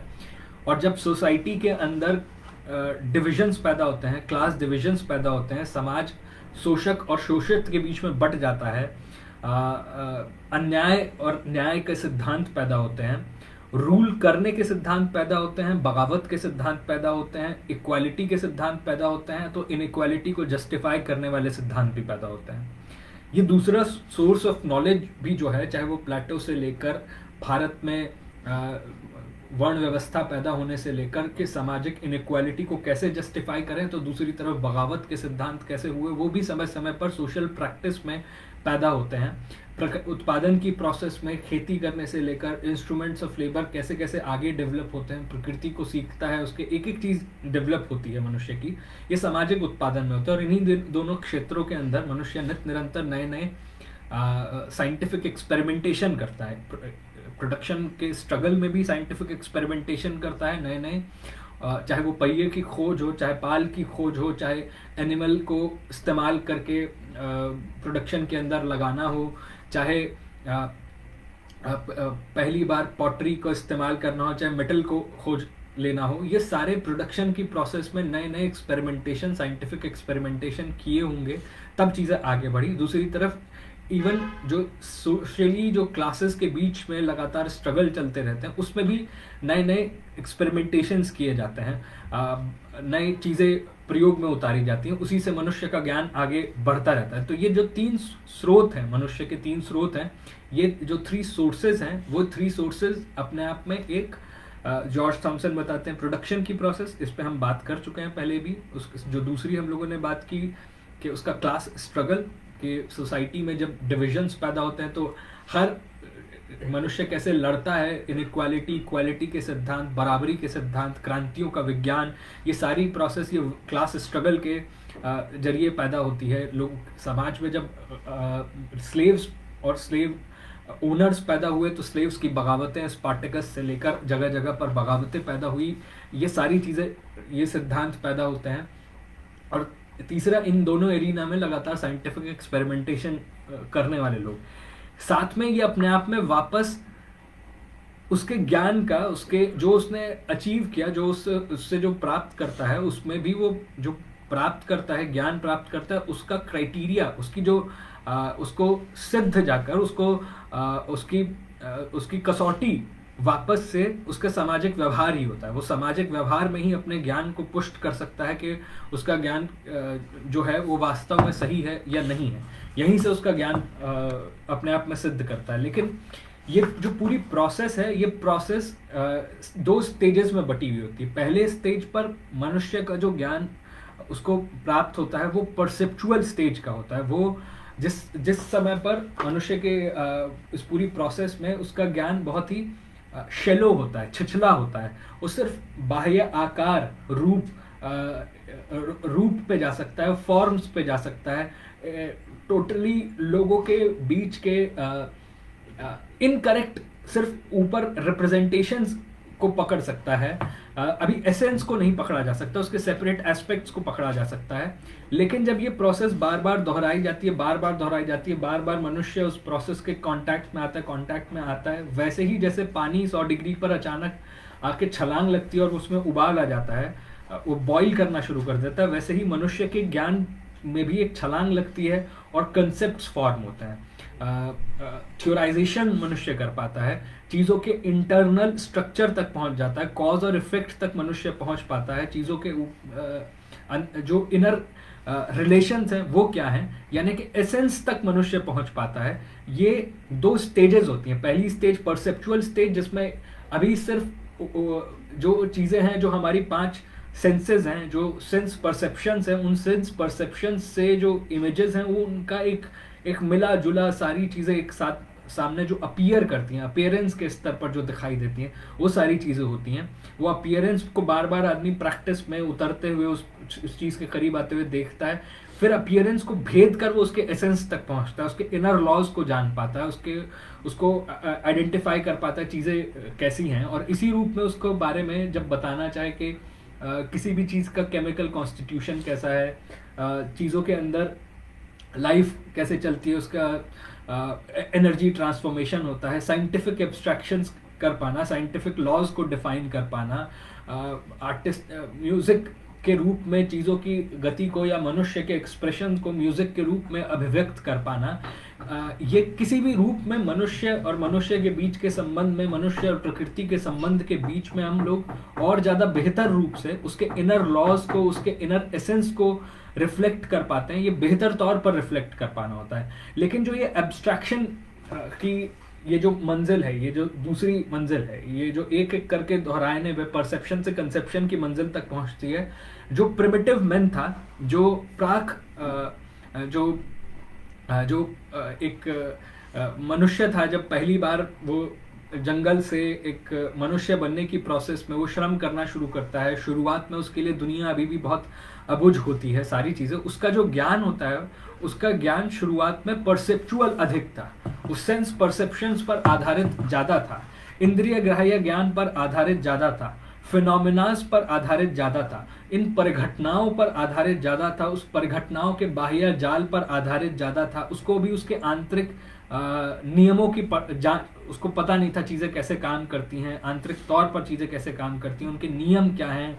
वो ऋतुओं के बदलने के नियम को नहीं जानता था, वो ये नहीं जानता था कि धरती गोल होती है, वो ये नहीं जानता था कि बारिश क्यों होती है, बारिश किस मौसम में होती है, पेड़ क्यों उग जाता है, लोग कोई बीमारी से मर जाते हैं, उस बीमारी का कारण क्या है। अभी बहुत सारी चीज़ें उसके सामने, ये सारी चीज़ें एक अजीब किस्म का एक जाल बुनती थी, जैसे मकड़ी का जाला होता है, लेकिन मकड़ी का जाले के उसको इंडिविजुअल नोड्स वो कैसे बना हुआ है, वो कैसे उसकी बुनावट क्या है, उसकी बनावट क्या है, इसके बारे में भी उसको जानकारी नहीं थी। जंगल में जाएं आप, जंगल में जाकर पेड़ों को देखें, नीचे बिखरे हुए उसको देखें, सब कुछ को देखें किसी भी चीज़ में, तो पहली बार में वो एकदम से बहुत ही कॉम्प्लेक्स कॉबवेब सरीखा लगता है। धीरे धीरे आवाज़ों को आप अलग करना शुरू करते हैं, सारी चीज़ों को पहचानना शुरू करते हैं, पानी के बहाव को जानना शुरू करते हैं, उसके फ्लो को समझना शुरू करते हैं।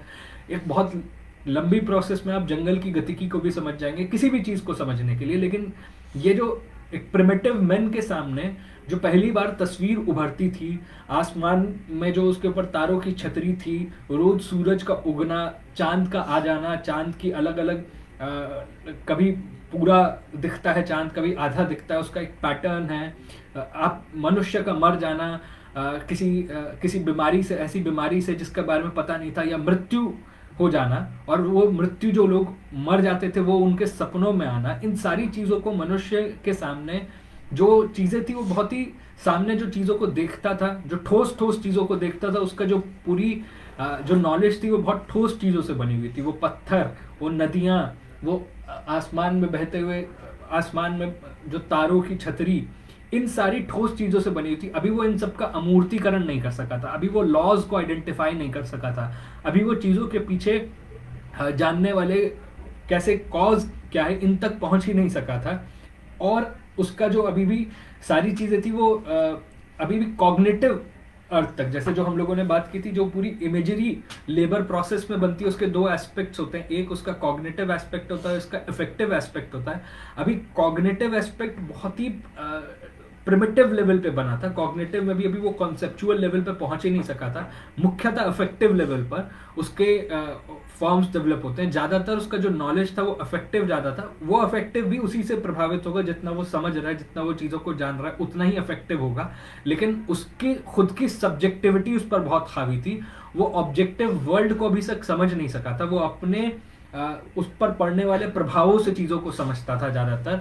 इस सेंस में प्रिमिटिव मैन का जो वर्ल्ड था, उसका जो पूरा थॉट प्रोसेस थी, इसको समझने के जरिए ही हम लोग जो प्रिमिटिव आर्ट फॉर्म्स हैं उनको समझ सकते हैं वो कैसा था।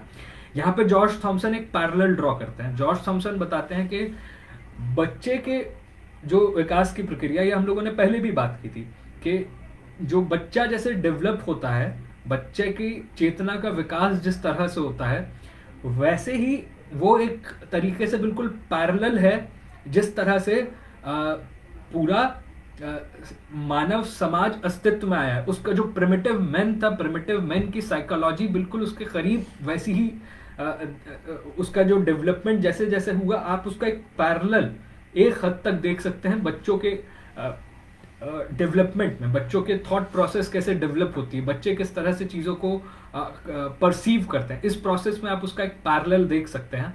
यहाँ पे जॉर्ज थॉमसन एक इससे चाइल्ड साइकोलॉजी से टर्म लेके आते हैं। वाइगोत्स्की ने, सोवियत साइकोलॉजिस्ट ने इस पर काम किया था। वो डिफाइन करते हैं कि बच्चे जो शुरुआत में जब चीज़ों को देखना शुरू करते हैं, जब चीज़ों को अभिव्यक्ति देना शुरू करते हैं, आसपास की वस्तुओं की पहचान करना शुरू करते हैं, जो हमने बताया था पॉइंटिंग जेस्चर, मूव जेस्चर से, ये पेन है, ये एक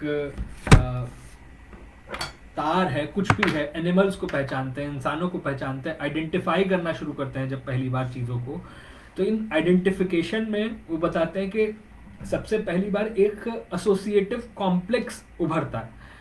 यानी कि बच्चे चीज़ों को जिनको पहचानते हैं पहली बार में, उन सब में पहली बार उनको एक इस किस्म से उसमें एक उन वस्तुओं को, अपने आसपास की थिंग्स को, जितनी भी चीज़ों को, उनको अलग अलग समूहों में एक साथ क्लासिफाई करते हैं, वर्गीकृत करते हैं उनको अलग अलग समूहों में। लेकिन उनके समूहों का जो क्लासिफिकेशन होता है वो पहली बार जिन चीज़ों को जैसे देखते हैं उसके आकार के आधार पर पहचान करते हैं। वाइगोत्स्की बताते हैं जैसे कांटा, चम्मच, छुरी एक एसोसिएटिव कॉम्प्लेक्स का हिस्सा हो सकते हैं, जानवर एक एसोसिएटिव कॉम्प्लेक्स का हिस्सा हो सकते हैं। वो अभी उसके बाह्य रूप को देखकर उसको एक साथ जोड़ते हैं। वो बताते हैं कि ये बिल्कुल उसी के तरीके का होता है कि जैसे एक परिवार, कोई परिवार है जिसका कोई रूसी परिवार है जिसमें कि पेत्रोव फैमिली है, पेत्रोव परिवार है। तो पेत्रोव परिवार के जितने सदस्य हैं वो पेत्रोव के नाम से पहचाने जाते हैं। लेकिन उनके सदस्यों के बीच में जिस तरह का आपस में पेट्रोव फैमिली एक नाम से, पेट्रोव के नाम से पहचानी जाती है, असल में वो उनके कैरेक्टर के बारे में और उनके बारे में कुछ भी चीजें उससे पहचानी नहीं जा सकती ये बोलने से कि वो पेट्रोव फैमिली है।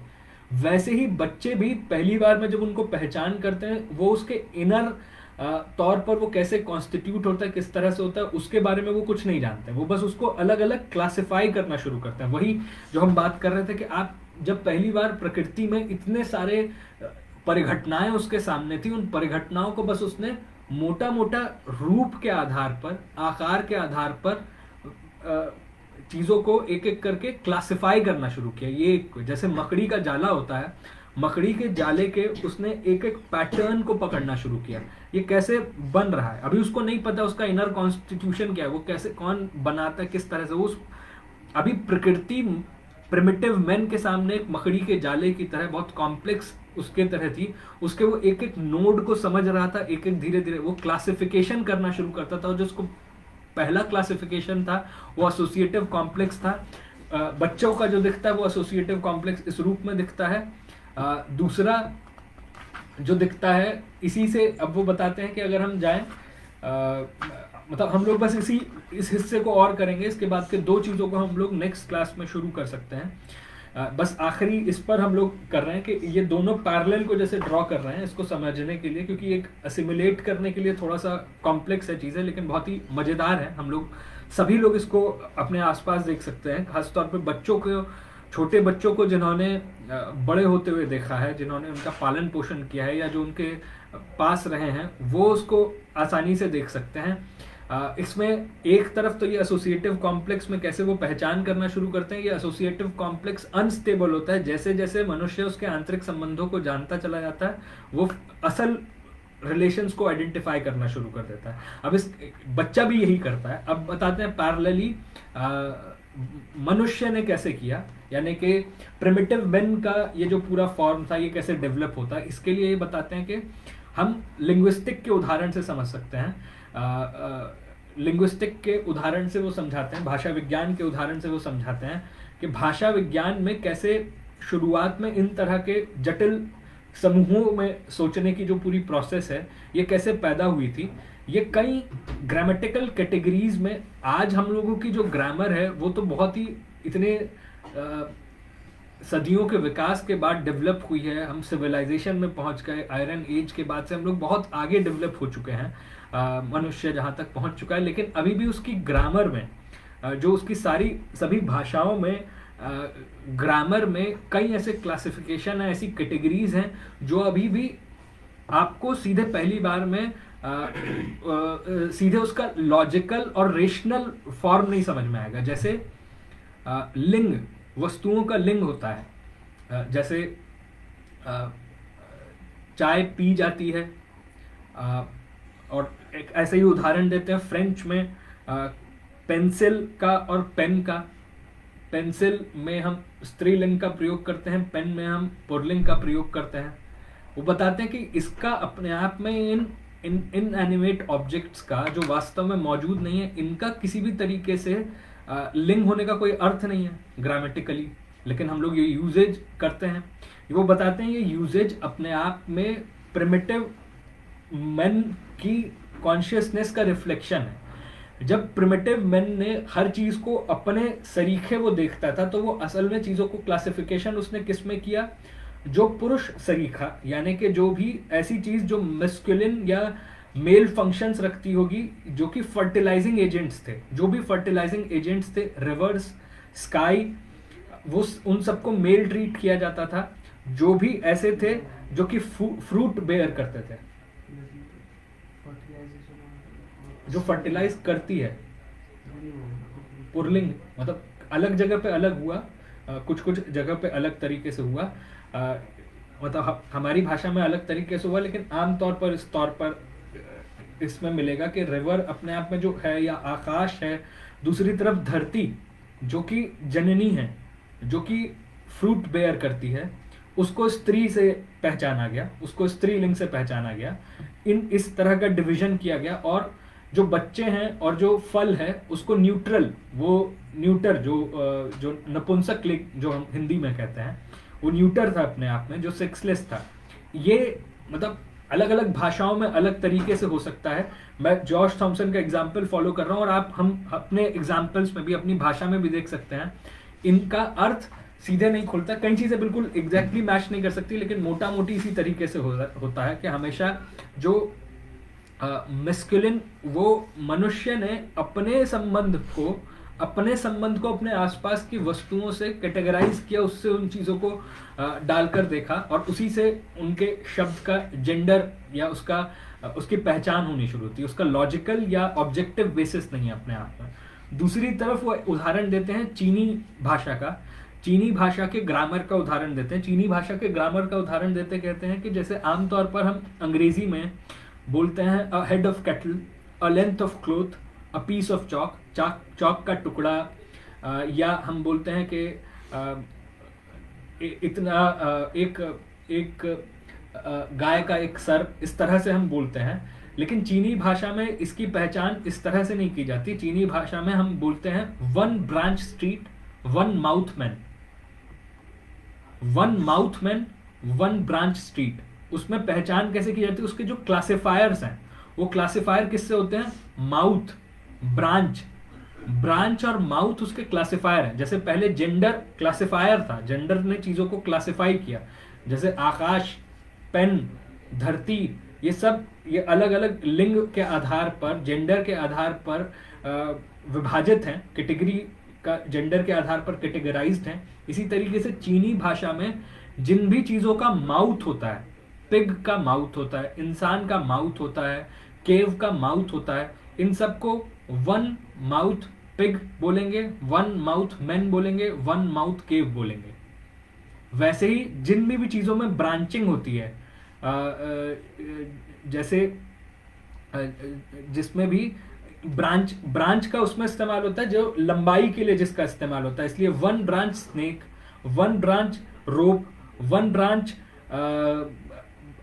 जिसमें भी आपको लंबाई, वन ब्रांच स्ट्रीट, जिसमें भी आपको लंबाई नापनी है उसमें उसका क्लासिफायर ब्रांच जुड़ेगा। और क्योंकि जॉर्ज थॉमसन बताते हैं चीनी भाषा में बहुत सारे ऐसे शब्द हैं जो कि एक ही तरह साउंड करते हैं, होमोफोन्स है। जैसे अंग्रेजी में रेन, RAIN बारिश, रेन REIGN यानी कि जो शासन करना, ऐसे शब्द की भरमार है चीनी भाषा में, इसीलिए उनकी पहचान करना आसान हो जाता है। जैसे वो बताते हैं कि वन साइट माउंटेन, एक जगह, माउंटेन एक जगह साइट से किया तो उसको चीनी भाषा में कहते हैं आइजो शान।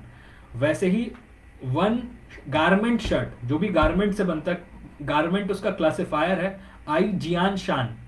तो यहाँ पे क्लासिफायर जो है, और अभी भी चीनी भाषा में उसका इस्तेमाल होता है, ये भी ये दिखाता है कि ये जो क्लासिफायर शुरुआत में हुए तो मनुष्य ने उसको, प्रिमिटिव मैन ने चीज़ों का क्लासिफिकेशन किसके आधार पर किया? जो माउथ चीज़ें हैं उनका क्लासिफाई अलग किया, जो लंबाई के आधार पर, उनका ब्रांच के आधार पर। ये चीनी भाषा में और ज़्यादा अभिव्यक्त होकर दिखाई देता है कि इस किस्म से जो ग्रामर की कैटेगरीज हैं वो प्रिमिटिव मैन के जो परसेप्चुअल नॉलेज, जैसे जो हम लोगों ने बात की थी ना कि नॉलेज की जो पहली मंजिल थी वो परसेप्चुअल लेवल की थी। चाइल्ड साइकोलॉजी के उदाहरण से हम लोगों ने बताई कि बच्चे जो पहले लेवल पर चीज़ों को आइडेंटिफाई करते हैं, वो जैसे कांटा, छुरी, चम्मच को जो उनकी बाह्य अपीयरेंस है उसके आधार पर क्लासिफाई करते हैं। एक जैसे जो चौकोर दिखेंगे उनको एक तरफ डाल सकते हैं, जो एक खास आकार के दिखेंगे उनको एक तरफ, वो बाह्य संबंधों से उनको क्लासिफाई करते हैं।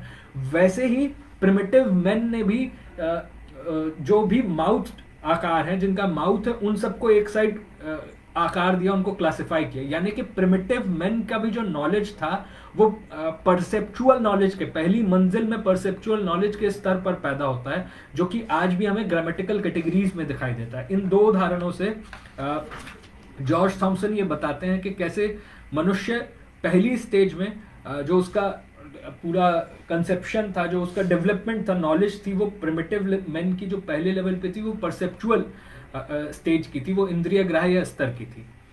यहाँ पे हम लोग आज यहाँ ब्रेक कर सकते हैं। अगले स्टेप में हम लोग टॉटेम्स पे, मिथकों पे, कर्म कांडों पर, और खास तौर पर कॉस्मोलॉजिकल मिथ्स पे, इस पर हम लोग बात करेंगे।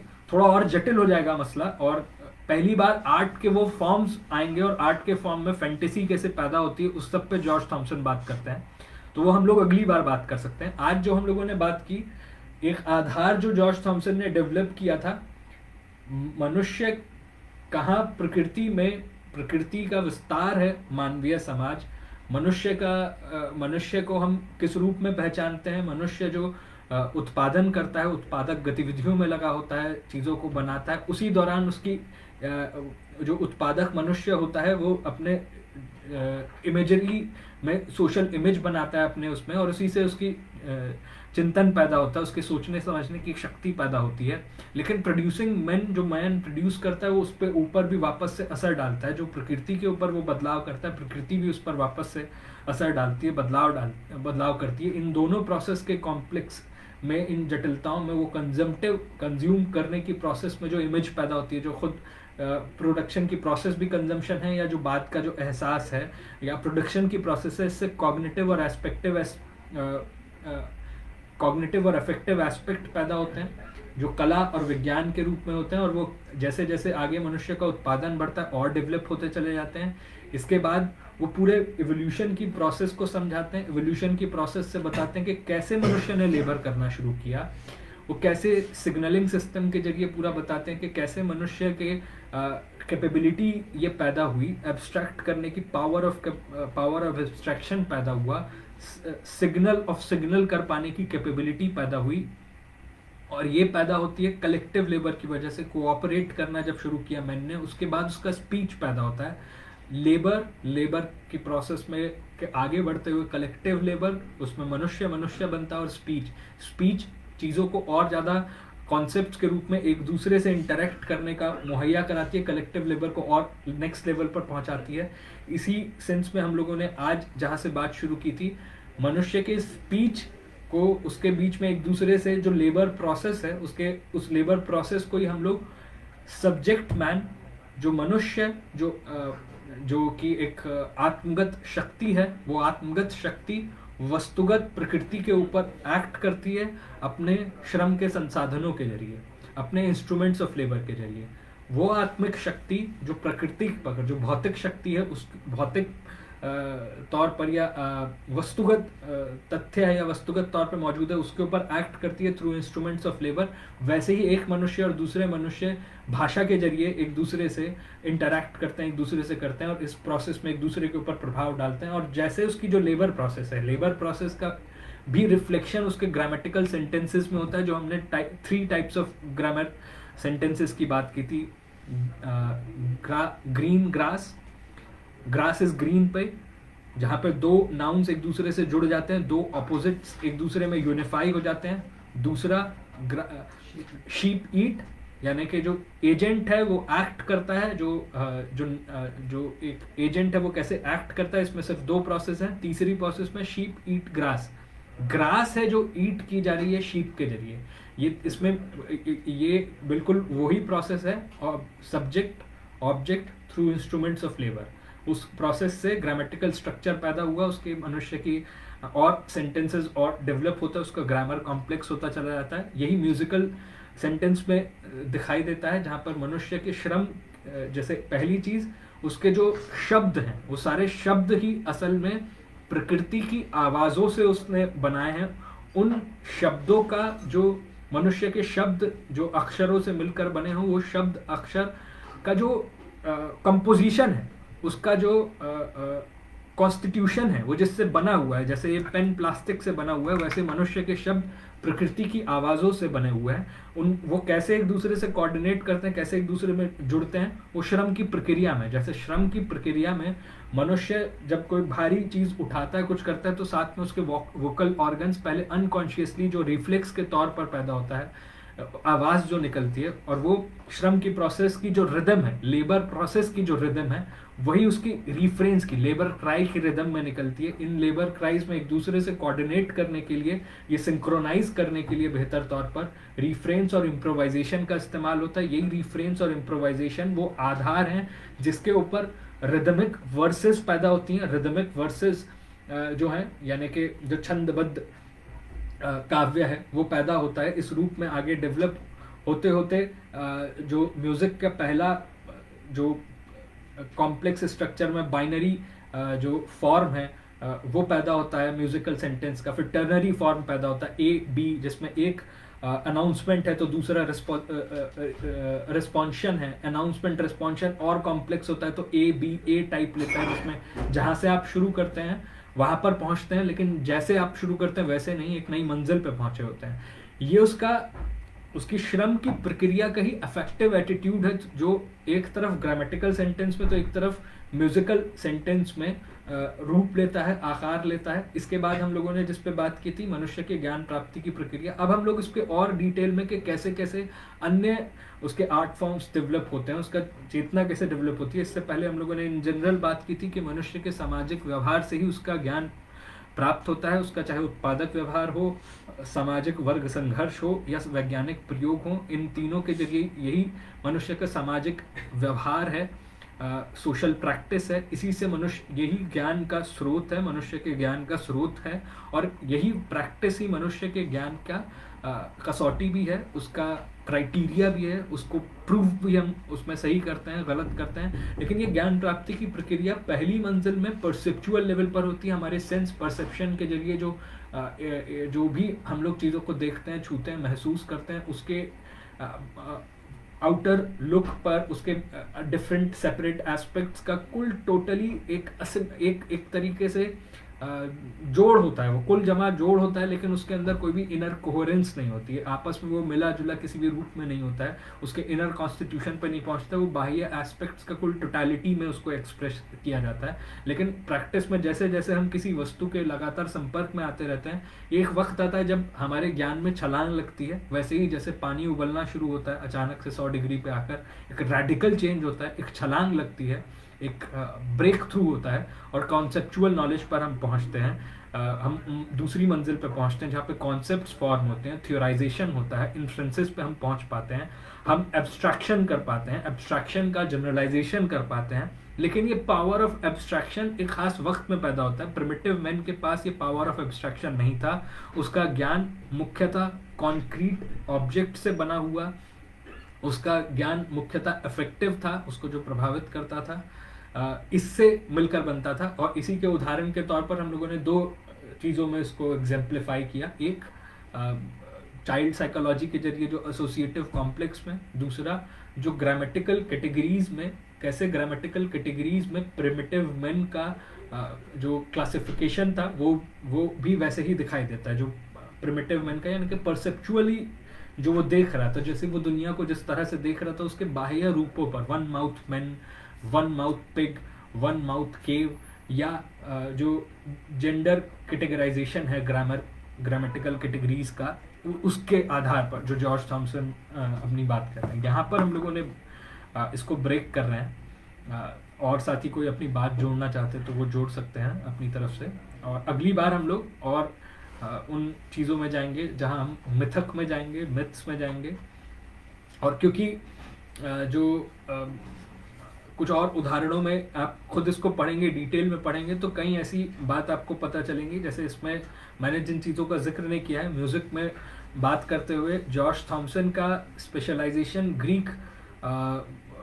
ग्रीक हिस्ट्री में है, और पूरा उन्होंने ग्रीक आर्ट फॉर्म पे बहुत शानदार काम किया है, ग्रीक एपिक पे काम किया है। तो उन्होंने ग्रीक एपिक का, जैसे कोरल ओड कैसे डेवलप होती है, कोरल ओड जो आगे एपिक पोएम का रूप लेती है, उसके बारे में भी म्यूजिक स्ट्रक्चर में बताया कि वो कैसे फॉर्म लेती है, कैसे डेवलप होती है। कोरल ओड जो कोरस में गाया जाने वाला ऐसा गीत है जिसमें अक्सर किसी प्रकृति की किसी घटना का, किसी हीरो का एक आख्यान, उसका एक नरेशन होता था उसके बारे में, वो लंबे लंबे विस्तार पूर्वक लेती थी, वही एपिक का आधार बनती है, वो आता है। उसका भी कई कई जगह पर उसके एलिमेंट्स आपको मिलेंगे जॉर्ज थॉमसन में।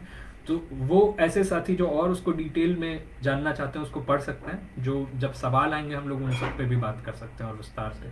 अभी जब हम आगे बढ़ेंगे तो फिर से उन सब पे और विस्तार पूर्वक बात करेंगे जॉर्ज थॉमसन। उसी जगह पर मैं समेट कर उन सारे कॉन्सेप्ट को एक जगह लाने की कोशिश करूंगा। अभी बस उन जनरलाइजेशंस पे हम लोग बात कर रहे हैं जो उन्होंने किए।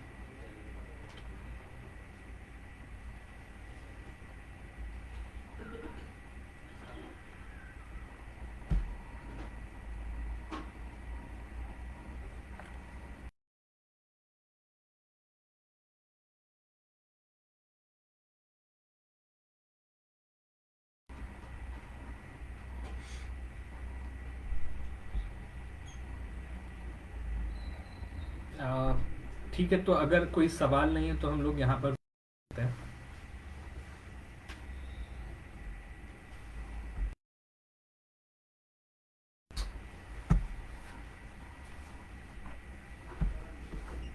ठीक है साथियों, फिर आज